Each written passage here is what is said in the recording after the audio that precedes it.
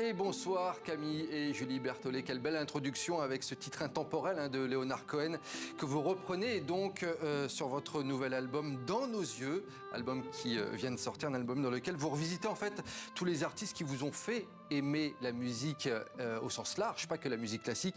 Aux côtés de Bach, Chopin, Beethoven, on retrouve les Beatles, Freddie Mercury par exemple, ou encore le titre qu'on vient d'entendre, Leonard Cohen. Vous dites que cet album c'est un retour aux sources, c'est-à-dire... On avait vraiment envie de revenir à la base et on avait ce besoin de faire un album avec les titres qui nous ont marqués, qui nous ont fait grandir aussi dans notre carrière musicale. Et donc notre premier amour, la musique classique, mais aussi des titres anglo-saxons comme les titres de Queen, des Beatles, des compositions de Julie. Et c'est un peu tout ce spectre musical qui représente tout ce qui nous a construit jusqu'à aujourd'hui. Et c'était important c'est ça qui pour nous a marqué et qui nous a construit. Alors justement, comment est-ce qu'on aborde un morceau de rock, par exemple, par rapport à un morceau classique? J'imagine que qu'on a la partition devant les yeux, on l'interprète un petit peu différemment. Alors oui, totalement. Dans le style, on va pas utiliser les mêmes outils, mais par contre, on va y mettre le même soin et on va essayer de mettre la même qualité dans un morceau de rock qu'un morceau de classique. Donc on va s'appliquer de manière égale. Et puis notre but, c'est de rendre la version qui soit la plus jolie possible. Donc on va faire des essais, bien sûr, il y a des partis pris, mais notre but, c'est que ce soit le plus beau possible. Là, on a bien compris, c'est un spectre global de ce qui vous a influencé dans votre carrière de musicienne.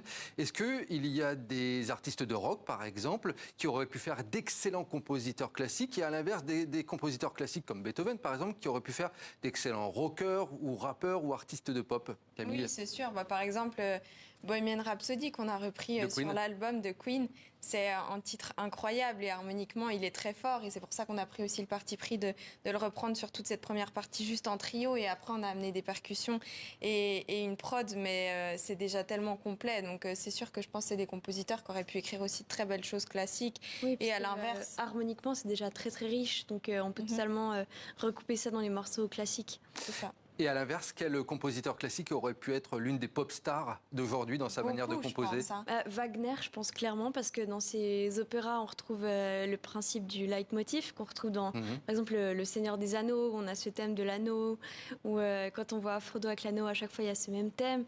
Et c'est un peu ça qu'il a créé. Donc, il y a une filiation qui est très, très claire entre la musique d'opéra et la musique de film. Oui, puis Vivaldi ou Mozart, ils étaient complètement...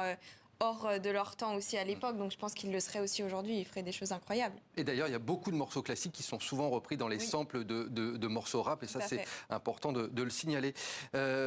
Vous mélangez donc à chaque fois, c'est un petit peu votre tendance, le classique avec les musiques un peu plus traditionnelles. Ça fait partie, ces ingrédients, du renouveau de tendance de la musique classique. On a l'impression que le classique c'est de nouveau à la mode. D'ailleurs, vous me disiez que lors de vos concerts, vous voyez toutes les générations. Ouais.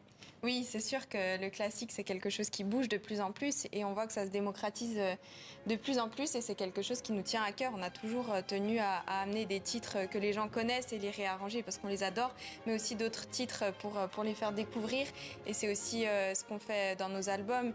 Et ce qui est bien aussi dans cet album, c'est qu'on a pu vraiment prendre la même formation qu'on aura sur scène et donc on pourra vraiment reproduire fidèlement exactement l'album à l'identique presque sur scène. Julie, vous avez composé 2 chansons, il me semble, sur cet album. Comment on passe de musicienne, d'interprète à compositrice? Quand j'étais toute petite, je savais que je voulais composer parce que tous les soirs, quand je m'endormais, j'entendais des musiques dans ma tête que j'inventais. Et c'était un peu comme des symphonies. Et puis, du coup, j'ai choisi de commencer le piano pour apprendre à composer. Et dans cet album, j'ai mis une chanson qui est très acoustique avec piano à queue et puis chant. Et puis, une autre composition qui est très instrumentale avec violon, violoncelle, piano et puis des prods aussi. Et c'est vraiment la direction dans laquelle j'ai le plus envie d'aller parce que je sens que ça me correspond totalement maintenant. Et Julie Berthollet, la peur de la page blanche, elle était là ou pas pour ses premières compositions? Oui, non, parce qu'en vrai, il y a toujours de l'inspiration. Parce que Oui, si on va au... toute petite. Bah oui, il suffit de, Et puis de vous lire faites un tous les roman jours, tout le ou- temps, hein, c'est C'est ça. votre quotidien Oui. de jouer. Je voulais qu'on revienne un petit peu sur le mélange des genres, parce qu'on vous a vu jouer avec Chaka Ponk, par exemple, Ibrahim Malouf ou encore Grand Corps Malade. Donc là, on fait le grand écart, le jazz, le rock, le slam. Comment est-ce qu'on s'adapte en tant que musicienne classique à tous ces genres différents? Est-ce que c'est presque de l'impro avec ces grands artistes ou vous devez répéter, répéter, répéter? Il y a Bah, beaucoup d'impro, hein. Oui, il faut que ça ressemble à de l'impro, mais en même temps, il faut y mettre le même degré d'implication qu'on mettrait dans une pièce classique. Donc, il faut vraiment donner le maximum de nous-mêmes et essayer de donner la chose la plus parfaite techniquement, quoi. Oui, on s'imprègne souvent beaucoup des titres quand on le sait plus ou moins à l'avance, des titres qu'on va jouer avec d'autres artistes, comme on l'a fait avec Grand Corps Malade et avec Ibrahim Malouf aussi, mais il y avait plus d'improvisation. C'est vrai que ça dépend, mais c'est un travail qu'on aime beaucoup aussi parce qu'il est différent de celui qu'on nous a appris avec le classique.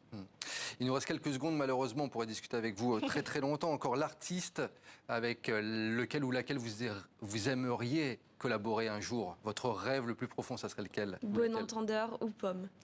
Ouais. Bon entendeur ou pas? Bon, on leur passe le message. Vous, Camille? Bon entendeur, je pense que ça serait une très bonne idée aussi.